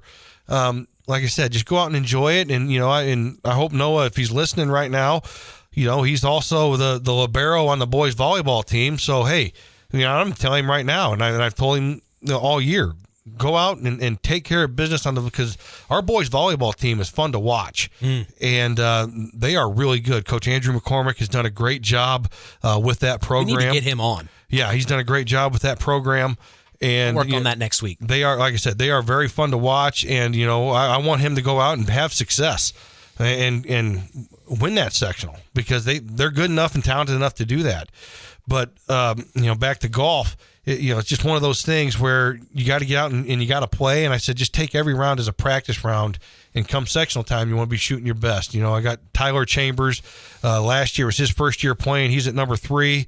And he shot actually, I think his best round was a 49 so far this year. So, he's making progress. Got Caleb Gorski, a sophomore at number 4, Lucas Kaiser at number 5. Lucas is another baseball player. I got called this morning, and he actually made it back in time to catch the bus to go to Argus last night for the baseball team. So they took on the Argus Dragons last night, won 14-3. Shout out to Dylan Stewart, 2 home runs last night.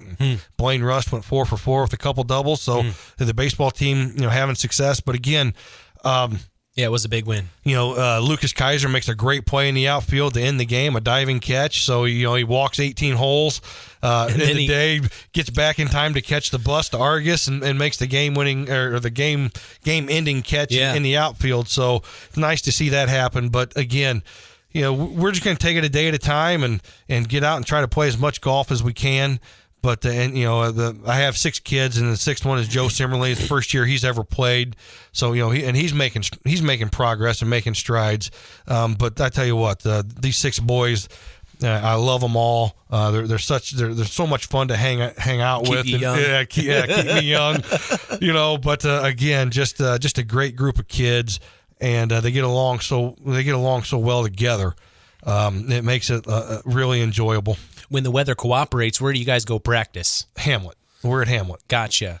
So you have to drive them. Yeah. Well, there are times when I meet them there, and there are other times, usually to practice, they drive separately. I see. But for meets and that, it was one of those deals. Coach, can you drive the bus so we can save some gas money? I'm like, yeah, sure, I'll drive the bus.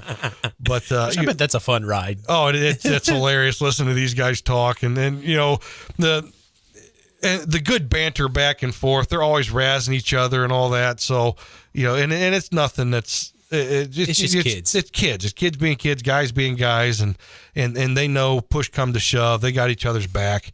And like I said, it's a lot of fun. Sometimes I'm driving the bus. There's times where I'm like, hey, whoa, fellas, I got to concentrate on the road. Yeah. But we have a good time with it. And like I said, I kind of wish I'd have done this a long time ago. What year is this for you? This is my first year. This is your first year, right? First year coaching boys golf. Was it hard to catch on, or?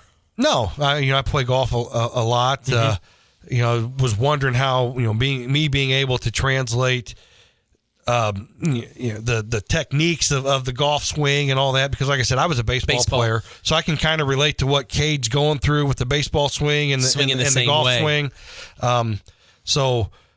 But again, it's a lot. It's been a lot of fun. Trying to teach the kids, certain things, when it comes to putting and all that, and what to look for. But the main thing, look, I said, everybody's golf swing is different. You got to find what's comfortable to you, and the only way you're going to get good at it is repetition. You got to get out and you got to play. You just can't show up every other day or one time a week and expect to become good. No matter what you do. I think Malcolm Gladwell wrote in a book one time. Big Malcolm Gladwell fan, but anyway, 10,000 hours just to become good at something. Yeah. 10,000 hours of practice just to become good at something, and it is what it is. But these kids, like I said, they have a great outlook. I feel more like Dr. Phil sometimes out on the golf course. Like, hey, you got to forget about it. You're only as good as the next shot. Okay? Yeah, therapist. I ought to go back to school and get get a degree in psychology, because I tell you what, some of the things I've had to go through in the 30 years I've coached. Be like Fraser Crane on the radio. Multiple sports. It's just one of those things. But it's great to be out there on the golf course and hanging out with these kids, because, like I said, it's a great group. They're a fun group, and the future's bright. Sectionals around the corner. Sectionals are May 31st at Beechwood, so that's going to be an interesting day, because we have sectionals, golf sectionals during the day, and then I'm also the senior class sponsor, so we have graduation that night. Oh my. So again, it's going to be a long day for me. Any matches between now and then? Wednesday we're Hobart Invitational. I can't remember what course we're at. Sure. Wednesday night, but we have one more meet before sectionals.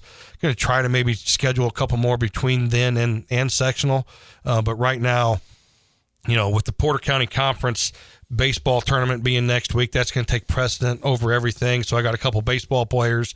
The volleyball sectionals this week, that's kind of taken precedent over everything we've done, with the volleyball kids that are on the golf team. So we've kind of taken a back seat, which is fine. I'm not complaining about that one bit. Like I said, I want these kids to go out and be successful in whatever they're doing. And, kudos to them, because I don't know how they keep it straight. With all the different practice times and all the different matches and that. Like, for example, I probably shouldn't say this, but I'm going to anyway. Funny story yesterday. We're getting ready to leave to head to Beechwood yesterday, and everybody's there but my number one, but his car's in the parking lot. We call him up. Hey, where you at? What do you mean, where am I at? Where you at? I'm at AK Smith. He's doing his vocational school. We have an invitational today. He goes, oh my God, that is today. So we had to pick him up at vocational. Oh my gosh. And then head to LaPorte. So anyway, it was kind of interesting start to the day, but it is what it is. But like I said, I can't blame the kid, because he's got so much going on. How does he keep it straight? But again, it's been a lot of fun, and I've enjoyed every minute of it. And like I said, my biggest regret right now is not doing this a lot longer, because I love the game of golf. I love being out there and just playing. There's just something about being on a golf course doesn't matter what's going on. It's just peaceful and relaxing, and and then to be able to share it with 6 great kids, it's really special. Well, I appreciate you talking to us about the boys golf team at Tri-Township. It means a lot. Thank you. Catching us up to speed, and good luck the rest of the way in sectionals as well. I'm sure we'll get caught up in the next few Saturdays. Well, yeah, I'm sure in the next few Saturdays, I'm always here to bounce some things off of. And yeah. So I'm sure we'll keep in touch. Up. Yeah, we'll keep in touch. All right, Coach. Well, thank you so much for your time. You enjoy the rest of your weekend, okay, Coach? All right, you too. Oh, and one more thing. Happy Mother's Day to all the mothers out there. I don't think anybody has mentioned that yet, so I want to be the first. Kudos to me. You can earn some brownie points. Yes. But all the mothers out there, Happy Mother's Day. Happy Mother's Day. Yeah, thank you. We appreciate all the mothers listening. But thank you to Coach McGowen for talking boys golf at Tri-Township. Appreciate you, Coach. Thank you. All right, we're going to take a break and come back. We're going to talk Knox baseball with head coach Dustin Waters. That's on the other side. This is the Saturday Sports Line. Here's a bunt, popped up high. Doolittle grabs it. She throws down to first for the double play. And the Redskins get out of the inning.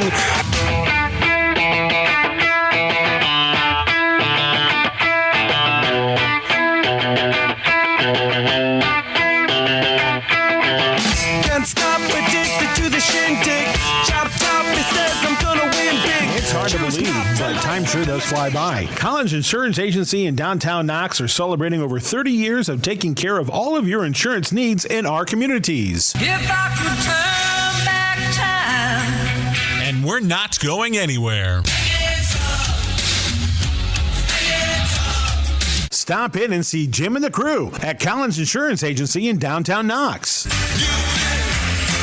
Insurance you can count on from a business you've trusted since 1989. Proud presidential partners of Western Reserve. Stay tuned for more sports talk with Mitch Columbi and Chris McGowen on the longest running high school sports show in Indiana, the Saturday Sports Line. Pulaski Memorial Hospital. Quality care closer to home. Pulaski Memorial Hospital is all about community and keeping our community spotlight shining on the accomplishments of our youth. That's why PMH is proud to be a sponsor of our local high school sports action on WKVI, our community radio station. Pulaski Memorial Hospital. Quality care closer to home. Now let's return to more of the Saturday Sports Line with WKVI Sports Director Mitch Columbi. We are back from the Pulaski Memorial Hospital studios. This is the Saturday Sports Line. We are talking Knox Redskin baseball with head coach Dustin Waters. He's also got a special guest in the house. Who'd you bring here, Coach? My son, Lincoln. Well, hello, Lincoln. Hey, I'm a huge Lincoln Continental owner fan. I love Lincoln, so nice to meet a friendly Lincoln. Hello, Lincoln. How are you today? Good. Yeah, we got him on the air. There we go. Well, Coach, let's talk. I appreciate this. You know, head coach Larry Sinnert, the boys basketball coach for Oregon Davis, has brought his grandson in. So I love when you bring the family. But, Coach, let's talk about it. I know it hasn't been the season you probably had hoped for, but, I mean, all in all, I mean, you guys have been battling. I mean, I just saw the other day you split the 2 games with LaVille, which is a conference rival. You beat them 6-0. You've also had some other, bright spots. You beat Culver in both games. We were at one of them. But from your perspective right now, it is just year one. You're learning things as well, being the head coach. Talk to us through the season as of right now. I think every coach goes into it with goals or expectations, and you sit down with your team and you try to figure out, where do we want to be at any given point in the season. One of our main goals was to win conference. That's kind of out the window right now, but we're not going to lay down. I mean, we still want to try to every week get better. And I think if you start at the beginning of our season, you continue to work through the schedule. We've had a couple hiccups along the road, but each game we improve in one facet or the other. We started off a little shaky on the defensive side. The last 2-3 games, I think that first game against LaVille, I think we had one error, which the first time I was here, I said we're going to work to be the best defensive team on any given field. Last night, I think we committed 2 against LaVille. But I think in 14 innings of baseball against the conference leader, we outplayed them in 13 out of 14 innings. So we tend not to look too much at the scoreboard or the wins and losses, and we're going to focus on, something we've come up with now is win an inning. So we're going to take it inning by inning. We're going to try to win every inning we can, and overall just compete. And if you look at the overall scores and you look at, the games that we've been in, we've lost a couple one-run games. We lost an extra inning one-run game. We've had leads in, I think, 6 of our losses at one point. It's just we're competing. Yeah, you're there. And as a coach, you get frustrated because you want it for the kids. Like, they've worked hard for you and you want them to see the success. And then that first game against LaVille, we put it all together and it was a big bright spot for us. Yeah. And you just kind of look at them and go, you guys can do this. Let's just keep moving. And that's kind of where we're focusing on right now, is just keep moving. Well, and the game we saw against Judson, the night before, we didn't do that game, but you were right there, 6-5, close one, tough loss. But then you turn right around and you played Judson very well at home. Even though it was a tough loss, we thought up in the booth, Kevin Hannon and I thought you guys played a really good game. And you guys got some good pitchers on this team. Really, like you said, it's just defensively. It's just that's what you really wanted to work on. And then we talked about this as well. I mean, it's not like you're short of athletes. You guys got some athletes. We've talked with other coaches. You have several sport athletes that come into baseball. So it's not like they've just been sitting on the couch eating potato chips all year. Right. They've come in and they're ready to go. They've dedicated themselves. And I always love the coaching staff at Knox. I think assistant coach Short is just something special for Knox. He's been there for so long. And the rest of the coaching staff as well. It seems like you guys are close. Would you? Yeah. So Ben Taylor's my assistant. He's been there for 3 or 4 years now. We have a really good rapport together. He works well with the kids. And then we picked up Chuck Lenhart to do our JV work. He's coached a lot of those kids through travel ball, coming up through the parks and stuff. So he knows them. He knows how to coach them. And as a staff, we've all bought in. This is where we're going to try to get to. And each game we sit down and we talk about, could we have done anything different as a coaching staff? And, we take onus on some of it. But the overall goal is to give the kids the opportunity to win. And I think all but maybe 1 or 2 games this season, we've been in a position to win games. Yeah. Which is what you are ultimately doing as a coaching staff for your team. You're putting them in position to take care of business. It's just like you said, it's up to them to make sure they're doing the things that you guys are instilling in them. Yeah. And it's not like it's a lack of effort. It's definitely, you guys are out there playing hard. And I mean, you beat LaVille. LaVille's doing very well this year. Mm-hmm. So I mean, that's not a team that's just a fluff team. No, and like I said, we look back at that. We had them down 6-0 at one point in the second game. Then it was a 6-2 game. Then it was a 6-4 game going into the bottom of the 6th. Kind of fell apart there for a little bit. But again, you look at that series with them, 13 out of 14 innings, we beat them. And, we try to focus on each inning, right? So we won 13 out of 14. That's a pretty good 2-day stand for us. It shows the improvement. Yeah, and each week we try to get better and better. We've got some good younger kids coming up. Justin Downs has been on fire here the last week or so. Colton Everidge got a little bit of time yesterday on the mound. I thought he pitched really well. He'll be a guy that we lean on as we get into the state tournament a little bit. Ray Boyd, against LaVille, 2-hit shutout. 100 pitches through 7 innings. He pitched exceptionally well. Logan Taylor's coming around. He works down in the zone. We're there. We just, in the last couple of days, we've been getting those 2-out hits or those, runners at second base hits that we can score runs off of and putting more pressure on guys. And that's something that, in that first Judson game we lacked. I think we left 8 or 9 guys in scoring position. I think we had 3 or 4 errors in that game. You go to the Triton game where we scored 10 runs and still got beat by 10. I think we had 7 errors that game. But again, we left people on base. Like we could have, that was a 7-6 game going into the 4th, I think. So we're close, and I think everybody tries to peak at the time of the sectional tournament. I think we're getting closer.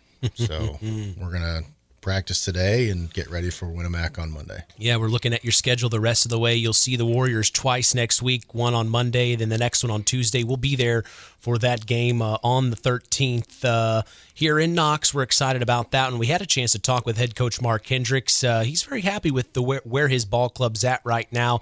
They've got a really good pitcher in Brody Wenzler. I don't know if you've seen, he's at .88 ERA right now. Yeah. He's throwing mid-70s, and then the next one low 60s. It's kind of hard to gauge. Teams have had trouble with him, but it'll be the last, from what I'm seeing here, the last two conference games of the season. Then you'll see Bremen, Plymouth, and then, like you talked, that sectional draw against Tippecanoe Valley, and that's at John Glenn, correct? Or is that Glenn? That's at the park up there. Newton Park. Yep. Right. So these last several games here, maybe not just talk about one of those teams, but as a collective, what is the message to these boys? How do you want to finish off this season going into that game against Tippecanoe Valley? With Winamac, we want to go out and compete, obviously. I think they're sitting second in the conference right now behind LaVille. LaVille's got 2 with Triton left. I don't know if we're Winamac's last 2. I think we probably, last year as a JV coach and being on the bench for those games, I think we probably faced that kid that's going to throw. Wenzler, yep. Probably. And if I remember correctly, he's got a little change up that tails away. Yes. So we're ready. And the overall opinion of the coaching staff is don't regress. We've laid the foundation of what we can do. Let's continue to build on our weaknesses, and we'll get better there. And our strong points have to stay strong as we go into the sectional tournament with Tippy. The Bremen game, we're gonna go see what they're made of, and I think we've got Valpo next Friday up there. But our main focus right now is Monday, senior night at home. Send the seniors out on a good note. Yeah. Well, and I'm excited to be there for that one, Coach. We'll be going live at 5 p.m. Eastern, 4 p.m. Central. It'll be, from what I'm gathering, the last time Knox and Winamac will ever play as, the conference shakeup next year. Yep.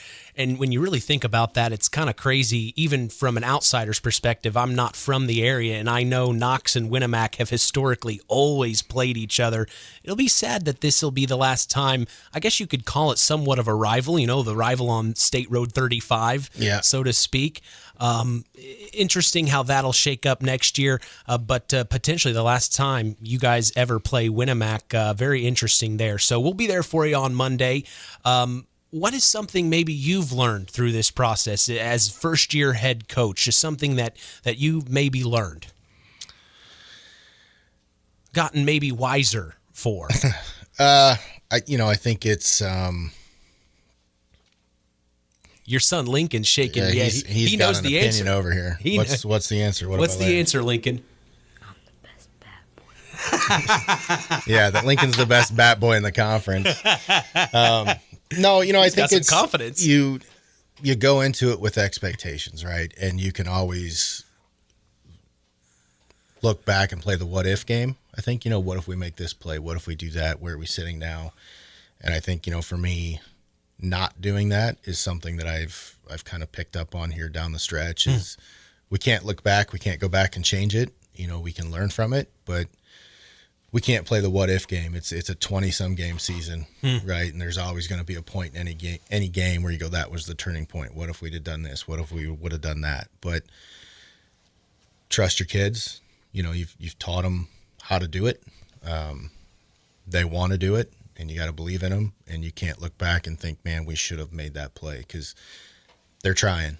And they've worked hard for you, and you've got to continue to put them in a spot that they can go out and succeed. This is just year 2 for me doing this, but other coaches that I've talked to, especially one that comes to mind is Mark Hall, the head football coach at West Central. He had a lot of years that were really tough, but he said these last couple seasons where they've been really well, it almost, in his opinion, made the good times that much sweeter, because he had known what it had taken to get to that point.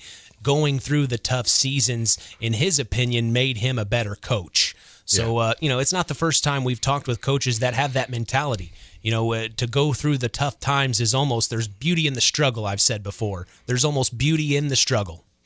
Yeah, the wins and losses aren't adding up the way we want them to, but if you look through pretty much every statistic, compare it to last year, we're better than we were last year. Yeah. The wins and losses don't show it, but if we're going to build a program here, there might be a couple years where you have to look at other aspects than the wins and loss columns and say, look, guys, you did it. Like, you did everything we asked you to do. You improved, and it may not show it on the wins and losses, but, for the senior group going out Monday, they built the foundation, and they've done it. And it's on the junior class and the sophomore class and the freshmen that are here now to continue to build on that. And I think we've done a really good job of setting the foundation of the type of baseball we want to play here. And that first LaVille game was a perfect example of that, and you could see kind of the pressure come off the kids after we, finished that off, and the excitement of everybody, like, hey, we can do this,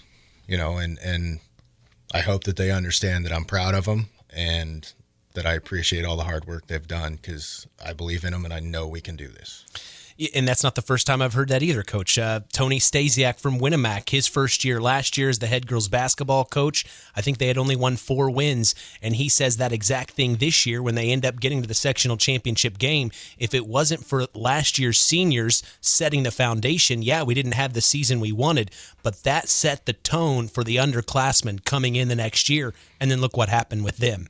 So like you're saying, you knew coming in it wasn't just going to happen overnight. Right. It was going to take a full-on effort. You have the coaching staff behind you. It's not like you're just walking through this season. You're giving everything you've got. You're learning along the way. And I sure do appreciate you coming in and talking Knox Redskin baseball, because I sure am excited to be there on senior night Monday. It's going to be a fun night. We got a lot of fun stuff planned for the seniors and their parents. And, it's exciting. It's special. I remember my senior night. And as a senior, you go through it, and then you kind of look back and go, man, that was kind of a big deal. Like, that's the last time I'm going to be on that field. And hopefully they understand it, and they embrace it. And, at the end of the day, when we get out of there with a W, and they can look back and say, that was a really good day. So. I had a coach one time, we went into the locker room after our tough loss. We were juniors, and the coach said, look around to the seniors. You remember this moment. And all the seniors were just devastated because their season had just ended. And he said to the underclassmen, you remember what you just saw here in the locker room tonight, because you don't want to feel like that next year or the year after. So, it's like you said, laying the foundation, and these seniors on this team, I mean, Rowan Jordan, the first one that comes to mind, Coach. I mean, he is just an all-around athlete, a very sharp individual in the classroom as well. Man, you have a really good senior class. Yeah, Rowan's a top 10 in his class. I think he's going to IU, Kelly School of Business. Sharp. Logan Taylor's going to join him down there. Good for him. Yeah, so they've got a bright future, whether it's in baseball or wherever they want to go or whatever they want to do. That senior class they're a special group. We've every now and then you'll get on Facebook and you'll see pictures that moms post of the kids, back playing rec ball down at the park, together, and to see them come up and get through the program and absorb the new coach, it's our senior year. We got to, whatever. And I mean, they've embraced it. They understand where we're trying to get to. And I think they know that part of it is being the first one through the wall. Right. And unfortunately for them, they're the first ones to go through the wall, but they've done a really good job. And, the end of the day, you can't ask for more. You'd like to be on the other side of a 500 season, but we're doing good things. Yeah. It's only a matter of time, Coach. It really is only a matter of time for you. I think so. We've got a really good group of freshmen. Our sophomore group is good. Our junior group is good. We're going to lose some defense here and we're going to lose some offense there, but that group coming up can fill those voids. We've got a couple kids that I think are going to help us on the defensive side, and we've got some kids that can hit. So as we move up and we keep, building, with his 5th grade group and 6th grade group and the middle school group, and he's the baddest boy in the county. Yeah, he's a bat boy. In the nation. Oh my. Boy, he is confident. It's hard to find a batting helmet big enough for his head. But yeah, so the overall plan is to start them young, get involved there, and kind of instill our mentality, our philosophy before they get there. You know, and it's hard because obviously first year, so you're starting from scratch and you're trying to build something. And hopefully in a few years when his group gets there and everyone else around him, they understand what we're doing. And I'm going to be calling his name out a lot, I have a feeling. Yeah, we'll see. But this guy's great. You know, on top of that, during the summer, we've got, you know, I want to do a baseball camp for the youth in the area. That's big. You know, have maybe a 5-day camp out at the field and break it up into age groups and get everybody involved. You know, there's some excitement about getting on the high school field. You know, not everybody gets a chance. And we want to do some camps this summer and get the excitement up. Play as many baseball games as we can for all of the little kids, you know, because in my mind you can't replicate game reps. So, you know, you can practice with the kids, but their attention span is, you know, about as thick as that piece of paper. Yeah. So get them into games, get them playing as much as possible, you know, and I think that's a big push for us at the high school program is kids need more baseball. And it's tough in any of the communities around here because you've got a select number of kids that play all of the sports, you know, and basketball starts up in the summer. And then as soon as that's over, football's going. And then, so it's hard for them, but I think you try to cram as much in as fast as you can during like a 6-7 week period during the summer. And, you know, you also have to remember they're still kids. But they need to play baseball. Yeah. So that's what he's going to do. That's what he's doing. Him and his whole group. He is on the way up. Yeah. Well, Coach, I sure do appreciate your time and coming in and talking Knox Redskin baseball. We'll see you on Monday. Yes, sir. Look forward to it. All right. That is head coach of the Knox Redskins Baseball Club, Dustin Waters, here on the Saturday Sports Line. We appreciate him and his son Lincoln for coming in. Shout out to Lincoln. The future looks bright for Knox Redskin baseball. We appreciate both of them coming in. We are going to the Where Are They Now segment with Harold Welter. You know him well. Don't go anywhere. This is the Saturday Sports Line.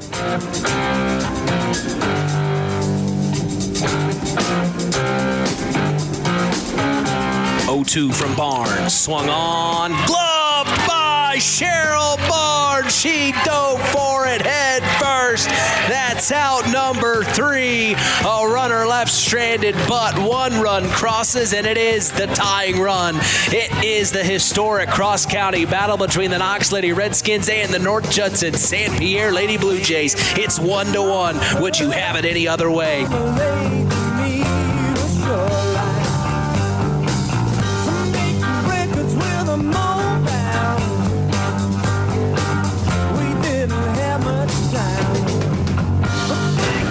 Stay tuned for more sports talk with Mitch Columbi on Kankakee Valley Broadcasting's WKVI.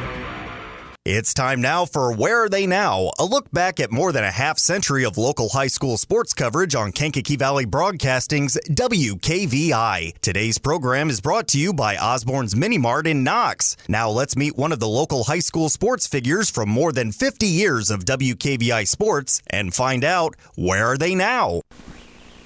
Well, as we look back on 50 years of broadcasting high school sports in the Kankakee Valley here on WKVI, our guest is Matt Lauder, a 1979 graduate of Oregon Davis High School. And Matt has been around sports for a long, long time as an athlete, as a coach, and all of those kind of things.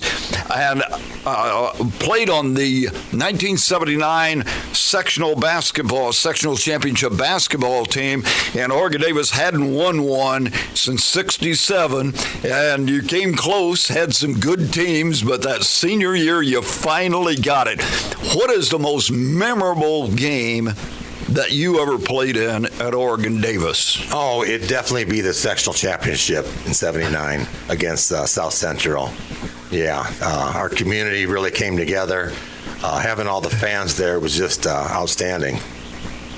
As you look back at that group of guys you played with, you were fortunate because you played with some pretty good athletes. Who were some of the guys you played with? We were really strong and pretty deep also. You know, Terry Minix came in as a freshman and was starting at point guard since his freshman year. I came in as a sophomore, started playing varsity, and along with Jesse Keene, he came off the bench. Mark Boyle, he was one that came in his high school, didn't play a lot in junior high, but really had a growing streak going, and came in as our big man. Really did an outstanding job. And then had a couple of daughters who played on a state championship team at Oregon Davis. Correct. Outstanding players in their own right. Now, you didn't play for Dan Workington. You played for Jamie Gill, right? Correct. What was it like playing for Jamie? He was an interesting character, I always thought. Jamie's very intense, the kind of guy who he won't sit still on the bench very long. You'll hear him on the court, and very intense. and the style of basketball you played was mighty exciting. Yeah, we concentrated a lot on defense, especially man-to-man, which in our day was switching over, starting to go to a lot of zones in high school. So, but Jamie believed in the man-to-man. If you couldn't deny the ball and play a good man-to-man, you weren't going to get any playing time. Yeah. As you go back and growing up in the northern part of Stark County, and as you played in high school, who were some of the people who were like your role models or people who helped you be so successful in athletics? Well, I think for a lot of kids, when you're growing up playing in the younger grades in junior high, you look up to your upper grades, the high school level, varsity level, When I was in junior high, we had Robin Fluksop and Dave Schwink, and of course Ralph Parrish, Grover Morris. They were coming through and had an outstanding team. It's just bad for them that Judson had to have an outstanding team at the same time going on right there. Right. You think about Robin Flushop's senior year and Judson beat him, but about any other year, that team would have been a sectional championship team as well. Oh, exactly, and Judson could have went a long way too in the tournament. I know they lost in regional in a very close game. So it was a good game that year too. You also, as an adult, got involved in coaching a little basketball, but you had some really successful track teams as a coach at Oregon Davis. Tell us about that. I did. In 2000, I've been coaching junior high basketball and elementary a little bit, and I was approached by the superintendent, Bill Wenzler, and he wanted to know if I wanted to coach track because they couldn't find a coach. So I decided I'd go ahead and do it that year, and for him, and it turned out to where I liked it so well that I did it for 18, 19 years. So, but we did have some outstanding teams back then. I think a lot of that comes back from just having good athletes. The girls' basketball teams were starting to come on really strong in the early 2000s, and a lot of those athletes, just make good track athletes. Right. Yeah. And you had a couple that even made it to state, didn't you? Yes, we did. Tara Kensinger, I believe she was a 2001 graduate, came on in long jump. Even after she tore her ACL, she came back the following year and qualified for state in long jump. And in 2003, Amanda Harris, who is the varsity coach right now out there on track, qualified for state in the 400-meter dash. Going back to your high school days, you played on that sectional championship team in '79, and as I said earlier, OD hadn't won one since 1967, so it had been a long time. But then they went on a run. Dan Workington came in, but your class kind of set the stage for a lot of success for Oregon Davis basketball, didn't you? Yes, and I got to give a lot of that credit to Jamie Gill. He got us out there in open gym in the summertime and started to turn that program around. Just like today, we don't play a lot of AAU ball then, but he got us out in the summertime. And by doing that, it brought in a lot of good players, Yeah, and back then that wasn't the normal thing. I mean, guys played some, but not on an organized basis, and not, the coach didn't have them doing it. Exactly. Back then, a coach couldn't do it yet. It was still against the rules. Yeah, but you true. could have open gym, and it was on a volunteer basis. Coach could not make it mandatory, but we all wanted to play and came out, and things turned out great for us. Yeah. Yeah, and started that long run of success in Oregon Davis basketball, that's for sure. We're talking with Matt Lauder, a 1979 graduate of Oregon Davis High School. And actually, this was a conversation we had with Matt several years ago, but it's still very timely as we come to the end of the track season here. He was a very successful track coach, as well as, of course, a very successful basketball player in his playing days. And we'll continue our conversation right after we pause for this timeout. Need a game plan that has your day covered from tip-off to the buzzer? Osborne's Mini Mart in Knox has you covered. Whether you like to start out with a caffeinated full-court press or control the tempo with a Subway breakfast flatbread, Osborne's Mini Mart has what you need. Don't get trapped in the corner with an empty stomach. Call a quick timeout and get 2 hot dogs. Visit Osborne's Mini Mart in Knox at the corner of US 35 and Highway 8 East to guarantee you win the day.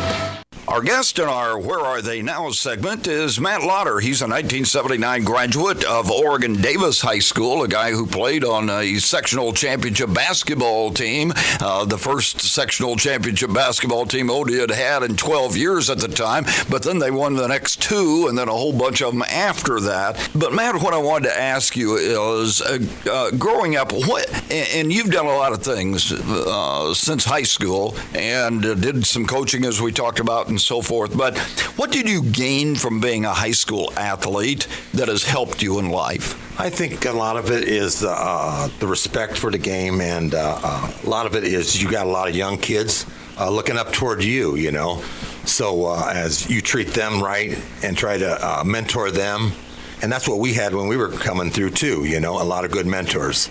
Yeah, and then you were able to carry that on to the kids that you coached. Yeah, correct. And that's what I try to always teach, is when you go to another school, be respectful for their teams and their equipment or whatever. And that's what I've always taught. If you were to give advice to young athletes today who are growing up, who would like to have the kind of success that you had in high school, what advice would you give? I think a lot of it is putting the time in. You have to put the time in and do the work. Always treat others as you'd like to be treated, and mentor those young kids, They're the future of your program. As you look back as a whole, isn't it amazing how much we remember from our high school experience? Oh, very much. A lot of us, your high school, as far as we went with our athletes, and to have everybody look up to us and to do something like that, it's one of your high points in your life, really. Yeah, it really is. And I've found as we've gone through interviews with the old-timers over the last 50 years, high school memories stand out when other memories fade. Oh, correct. Very seldom do I see one of my old teammates and talk to them that I haven't seen in a few years, and we don't bring that up, about the good days, Yeah.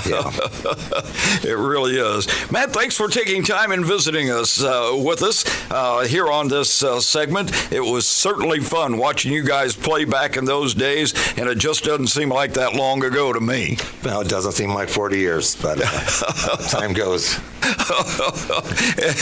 And I've told some of the people we've interviewed that I still view all of you guys as kids, that I was broadcasting your games. There's Matt Lauder. He's a 1979 graduate of Oregon Davis High School. Join us again next week on the Saturday Sports Line for Where Are They Now? Where Are They Now? A look back at more than a half century of high school sports coverage on WKVI has been brought to you by Osborne's Mini Mart in Knox. Join us each Saturday morning on WKVI for the Saturday Sports Line and worldwide on WKVI.com. Time now for our Tyler Roth WKVI Athlete of the Week, given in memory of Tyler Roth, a 2001 graduate of Winamac High School who died in an auto accident 1 week after his high school graduation. His legacy of hard work, outstanding citizenship, artistic success, and super athletic performance lives on with this award given every week to outstanding student athletes from the 8 schools in the Kankakee Valley. Today's award is brought to you by Web Printing and JT Shirt Shack in Winamac, and we'll tell you who's earned the Tyler Roth WKVI Athlete of the Week after this word from Web Printing. Web Printing and JT Shirt Shack and signs of all kinds in Winamac is where all of your printing needs can be met. Whether it's paper, garments, or signs, Web Printing is your full-service printing solution. So if you're in need of embroidered or screen-printed garments, tickets or programs for your event, or documents for your business, Web Printing and JT Shirt Shack is the place to go. For the quickest service, best prices, and best quality, it's Web Printing and JT Shirt Shack in Winamac.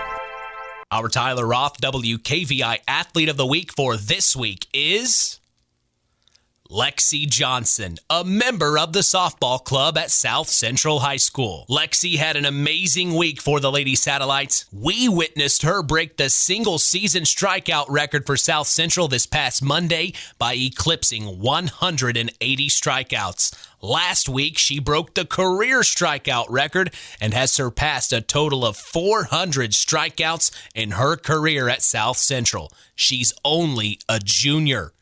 Lexi is the daughter of Julie and Dave Johnson, as we congratulate Lexi Johnson of South Central High School, our Tyler Roth WKVI Athlete of the Week. Lexi will receive a certificate, a history of the award, and a t-shirt commemorating her achievement, and will also be a future guest on the Saturday Sports Line. She will be eligible for our Tyler Roth WKVI Athlete of the Year award later this spring, which carries with it a plaque and a college scholarship, compliments of WKVI and the family of Tyler Roth. The Tyler Roth WKVI Athlete of the Week is brought to you by Web Printing and JT Shirt Shack in Winamac. Won't be the first time we've talked with Miss Johnson. Of course, she was one of our Tyler Roth WKVI Athletes of the Week last year. Here she is in her junior year, breaking 2 amazing records. Very excited to catch up with her this week. That's going to wrap up another Saturday Sports Line down and in the books for us. We appreciate you joining us each and every weekend. A big time shout out to all the mothers listening. Happy Mother's Day to you. Enjoy your weekend. Until next week, catch the Sports Checks. Follow us on all of our social media sites, on Instagram at WKVI Sports, on X, formerly Twitter at KVB Sports, and on Facebook at Sports to the Max for all Kankakee Valley Broadcasting sports content. I'm out of here. Take care. Enjoy the rest of your weekend. I'm Mitch Columbi. The tradition continues.